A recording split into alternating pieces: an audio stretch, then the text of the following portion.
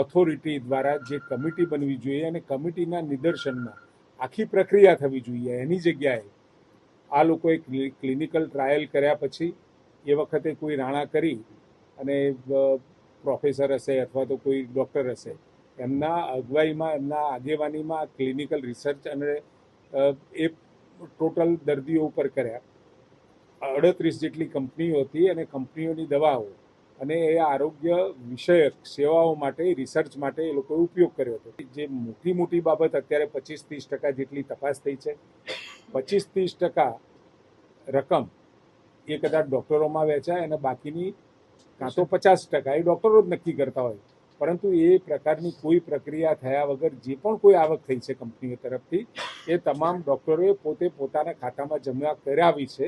અત્યારે રાણાને પણ સસ્પેન્ડ કરી દીધા છે, ટર્મિનેટ કર્યા છે અને સાથે 8 જે કોન્ટ્રાક્ચ્યુઅલ ડૉક્ટર્સ હતા એ કોન્ટ્રાક્ચ્યુઅલ ડૉક્ટર્સને પણ તાત્કાલિક અસરથી ત્યાંથી બરતરફ કર્યા છે.